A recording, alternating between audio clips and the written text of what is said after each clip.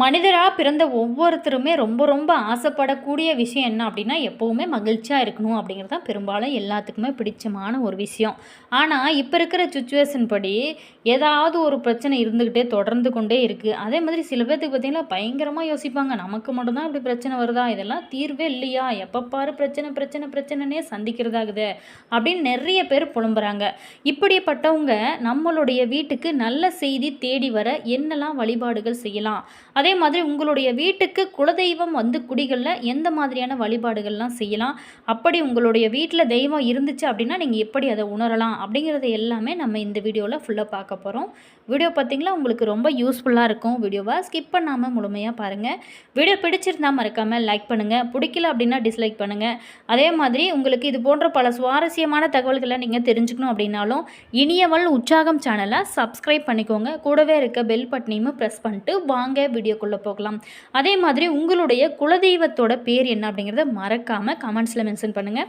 மேலுமே குலதெய்வம் வீடு தேடி வந்து அருள் புரியணும் அப்படின்னு நினச்சிங்களா, வெள்ளிக்கிழமை நாளில் சர்க்கரை பொங்கல் பாயாசம் படைச்சி நெய் தீபம் ஏற்றி உங்களோட மனதார நீங்கள் நினைத்து குலதெய்வம் எங்களுடைய வீட்டுக்கு வர வேணும், எங்களுடைய பிரச்சனைகள் எல்லாம் தீர்க்க வேணும் அப்படின்னு நினச்சி மனதார வேண்டிக்கோங்க. அப்படி தெரியாத குலதெய்வத்தை நீங்கள் அறியவும் அருளை பெறவும் வாசலில் மாவிலை தோரணம் கட்டி உங்களுடைய வாசலில் கோலமிட்டு நிலைவாசல்லையுமே கோலமிட்டு தீபம் ஏற்றுங்க. குலதெய்வ படத்திற்கு விபூதி இட்டு தீப தூப ஆராதனை இது எல்லாமே காட்டி எங்களோட குலம் காக்க வேணும் அப்படின்னு சொல்லி வேண்டிக்கோங்க. இது ஒரு சிறந்த முறை அப்படின்னு சொல்லலாம். அதே மாதிரி உங்களுடைய வீட்டில் தெய்வம் இருப்பதை உணர்த்தக்கூடிய அறிகுறிகள் எப்படி நீங்கள் அறிஞ்சிக்கலாம், நம்மளோட தெய்வம் இருக்கா அல்லது இல்லையா அப்படின்னு பல பேர்த்துக்கு பல டவுட் இருக்கும். அப்படி இருந்துச்சு உங்களுடைய வீட்டில் குலதெய்வம் இருந்துச்சு அப்படின்னா அடிக்கடி உங்களோட வீட்டில் மல்லிகைப்பூ அல்லது சந்தன வாசமானது வீசும். அதே மாதிரி இந்த கவுளி அதாவது பள்ளி சத்தமானது கேட்டுக்கொண்டே இருக்கும். காகம் குளவி வருவது, விபூதி குங்குமம் தானாக தோன்றுவது மற்றும் வீட்டில் நிம்மதியான ஒரு சூழலானது உங்களுக்கு இருக்கும். இது எல்லாம் இருந்துச்சு அப்படின்னா அங்கே தெய்வீக சக்தி இருப்பதை உணர்த்தும். இது ஒரு முக்கிய அறிகுறியாக நீங்கள் எடுத்துக்கலாம். அதே மாதிரி உங்களுடைய வீட்டில் பூஜை எதுவும் செய்யாமலேயே வீட்டில் பன்னீர் சந்தனம் அல்லது மல்லிகைப்பூ வாசம் அடிக்கடி வீசுனுச்சு அப்படின்னா கண்டிப்பாக அங்கே தெய்வ சக்தி இருக்குன்னு தான் அர்த்தம். அதே மாதிரி காகம், சிட்டுக்குருவி, குளவி போன்ற நேர்மறையான ஆற்றலை உணரக்கூடிய உயிரினங்கள் உங்களோட வீட்டிற்கு அடிக்கடி வந்துச்சு அப்படின்னாலும் அங்கே தெய்வ சக்தி குடிகொண்டிருக்குன்னு அர்த்தம். அதே மாதிரி மஞ்சள் விபூதி, வீட்டில் விபூதி மஞ்சள் குங்குமம் இது எல்லாமே தானாகவே தோன்றுவது அல்லது பிறர் மூலம் உங்களுக்கு பிரசாதமாக கிடைப்பது இதெல்லாம் ஒரு புண்ணியமான விஷயமா இருக்கும். வீட்டில் காரணம் இல்லாமல் ஒரு அமைதியும் மகிழ்ச்சியும் செல்வ செழிப்புமே உங்களுடைய வீட்டில் இருந்துச்சு அப்படின்னா அங்கே தெய்வ சக்தி குடிகொண்டதாக அர்த்தம். அதே மாதிரி நீண்ட நாளாகவே தடைப்பட்ட காரியங்கள் எல்லாமே சிறப்பாக நடந்து முடியுது அப்படின்னாலும் அங்கே தெய்வம் வந்து குடிகொண்டிருக்கு அப்படின்னு தான் அர்த்தம். அதே மாதிரி நிறைய பேர் பார்த்திங்களா நல்ல செய்தி எப்போ தான் வீடு தேடி வரும் அப்படின்னு பல பேருமே பல ஏக்கங்களோடு இருப்பாங்க. நல்ல செய்தி வீடு தேடி வர எளிமையான ஒரு வழிபாட்டு முறையை நீங்கள் செஞ்சு பாருங்களேன், நல்ல முன்னேற்றத்தை உங்களால் காண முடியும். ஒரு வீடு எப்போதுமே மகிழ்ச்சியாக இருக்க வேணும் அப்படின்னா அங்கு முதல்ல நல்ல விஷயங்கள் தொடர்ந்து நடக்க வேணும். வீட்டில் சுபகாரியங்கள் எந்தவித ஒரு தடைகளுமே இல்லாமல் நடக்க வேணும், காரிய தடைகள் இல்லாமல் இருக்க வேணும். இதோட பண வரவுலையுமே ஒரு நல்ல முன்னேற்றமான ஒரு சூழ்நிலையானது இருக்க வேணும். இல்லை அப்படின்னா ஒரு சேர ஒரு வீட்டில் அமைந்தாலே அங்கு நிம்மதியும் மகிழ்ச்சியும் நிரந்தரமாக குடியிருக்கும். இவற்றை எல்லாமே நீங்கள் பெறுவதற்கு நம்ம நிச்சயமாக உழைக்க வேணும், அதற்கான முயற்சிகளை எடுக்க வேணும். அதோடு சேர்த்து தெய்வ வழிபாட்டையும் நீங்கள் செஞ்சீங்க அப்படின்னா நல்ல முன்னேற்றம் தான். இந்த தெய்வ வழிபாடு அப்படிங்கிறது அவங்கவுங்க விருப்பத்திற்கு ஏற்ற தெய்வங்களை நீங்கள் வழிபடலாம். உங்களுடைய இஷ்ட தெய்வம் என்னவோ அதை வழிபடலாம். முக்கியமாக குலதெய்வ வழிபாடு செய்கிறது ஒரு மனிதனுக்கு ரொம்ப ரொம்ப முக்கியமான விஷயமா இருக்குது. எல்லாருடைய வீட்லேயுமே பொதுவான தெய்வ படங்கள் அப்படின்னு சில இருக்கும். அதை எல்லாமே நம்ம எப்போதுமே வணங்க வேண்டும். சில குறிப்பிட்ட நாளில் குறிப்பிட்ட முறையில் அவங்கள வணங்கும் போது இது போன்ற யோகங்கள் எல்லாமே திடீரென நமக்கு ஏற்படும். அது பற்றியதொரு தகவலை தான் நம்ம இந்த பதிவில் ஃபுல்லாக பார்க்க போகிறோம். உங்களுக்கு பண வரவு அதிகரிக்க நீங்கள் வீட்டு தெய்வ வழிபாடு செய்கிறது ரொம்ப நல்லது. முதல்ல வீட்டு தெய்வம் அப்படின்னா என்ன அப்படின்னு தெரிஞ்சுக்கொள்ளலாம். வீட்டு தெய்வம் என்றவுடன் பெரும்பாலுமே அனைவருக்குமே ஞாபகம் வருவது குலதெய்வம் அப்படின்னு நினைத்துக்கொள்வாங்க. நம்மளுடைய வீட்டில் தினந்தோறுமே பூஜை அறையில் வைத்து வணங்கக்கூடிய தெய்வங்கள் தான் வீட்டு தெய்வங்கள். இன்றைய தினத்தில் அவங்கள நாம் எப்படி வழிபட வேணும் அப்படிங்கிறதையும் பற்றி நம்ம பார்க்கலாம். இன்றைய நாளில் அவங்கவுங்களுக்கு நம்மளோட மஞ்சள் நிறத்திலான பூக்களை சூட்டி வழிபாடு செய்ய வேணும். அதோட எளிமையான ஏதாவது ஒரு நெய்வேத்தியத்தை படைச்சு வணங்குவது மேலும் சிறப்பு. முதல்ல பூஜை அறையில் தீபம் ஏற்றி வச்சுட்டு படங்களுக்கு மஞ்சள் நிறத்திலான பூக்களை நீங்கள் அந்த தெய்வங்களுக்குரிய மந்திரங்கள் ஸ்லோகங்கள் அப்படின்னு சொல்லிட்டு உங்களுக்கு ஏதாவது தெரிஞ்சிருக்கு இல்லையா மந்திரம், அதை நீங்கள் உங்களோட மனதார சொல்லி வழிபாடு செய்யுங்க. அதன் பிறகு சிவபெருமான், பைரவர், முருகப்பெருமான் இவங்க யாராவது ஒருவரை இந்த நாளில் நீங்கள் சென்று அவங்களுக்கான வழிபாட்டை முறைப்படி செய்யுங்க. செவ்வாய்க்கிழமை முருகர் வழிபாட்டுக்கு ரொம்ப ரொம்ப உகந்த நாள். இன்று பார்த்திங்களா அஷ்டமி சேர்ந்து இருக்கிறதுனால பைரவரை நீங்கள் வழிபடுறது ரொம்ப ரொம்ப நல்லது. இவங்களுக்கு எல்லாமே முதல் கடவுளான சிவபெருமானை வணங்குவது இன்னும் சிறப்பு.